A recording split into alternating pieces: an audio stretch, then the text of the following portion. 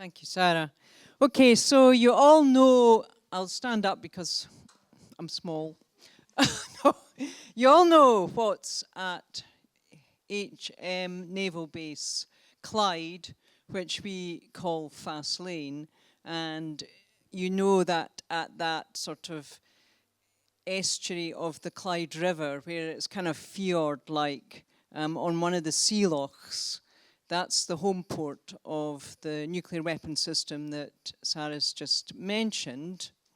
And you, I think, probably also all know that just one of those submarines, the 4 submarines that are based there, firing its missiles would result in the nuclear winter that Stuart Parkinson has been talking to us about at this event today and also at Scottish CND AGM.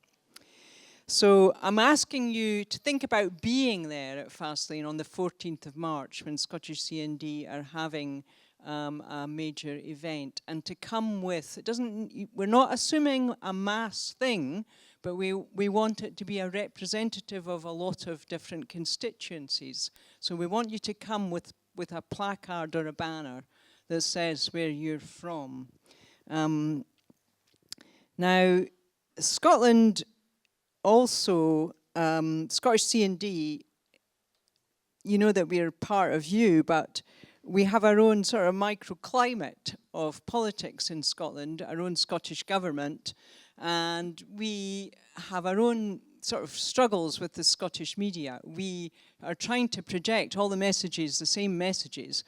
Sometimes we get a bit of coverage in the National, which is an independence newspaper, but we have the same trouble with Breakthrough that I think that you do too here south of the border. It's not as if we've got some sort of magic going on up there that you don't have, but it's really important for us to try to break the language that is used by the current government that is still talking about a sovereign system when we know that it's not an independent nuclear weapon system. We know that the United States leases the missiles, that the software of those targeting and control is probably very, very dependent on them.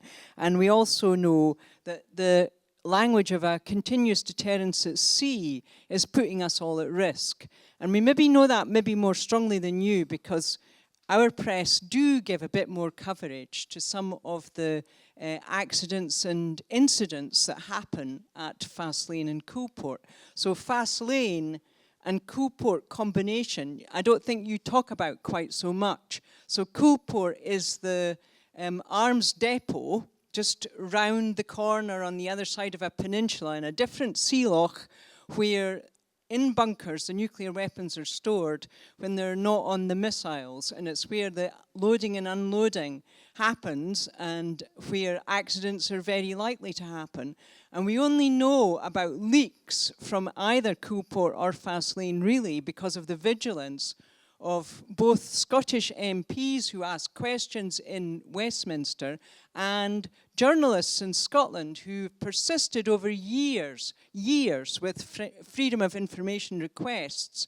And eventually, the Scottish Information Commissioner said that actually the MOD's attempts to resist information being released to the public was using this idea of security, national security, to prevent what was in fact in the public interest and wasn't a matter of national security. And because of that combination of the work of our representatives and journalists and the Scottish Information Commissioner, we know that there's been persistent leaks from Coolport from a whole set of pipes that constantly are allowing radioactivity to go into the ground, to leach into the loch. And I don't think that kind of thing gets the same publicity down there. And it's the Scottish Environmental Protection Agency that was being, if you like, browbeaten by the Ministry of Defence to not release that, but in the end did their duty, their public duty, and released it. So we have our own set of institutions around these things that we try our best to put pressure on.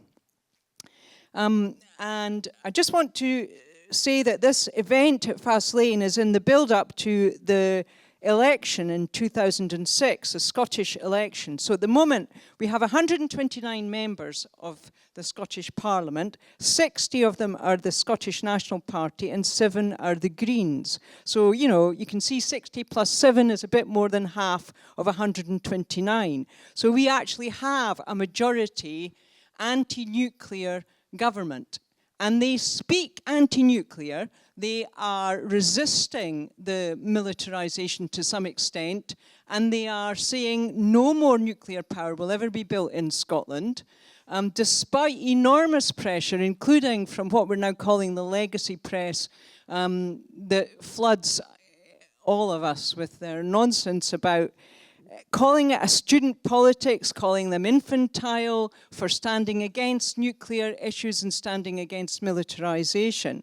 But they are doing what they can, and you hear all about what they don't do and what they fail to do, and you hear very little about what they do and how strong sometimes they actually are, and how they did use the genocide word, and they were trying to do their best to stop exports going through Scotland to Israel and being used in Gaza and so on. But you never actually hear very much about that, I don't think, south of the border.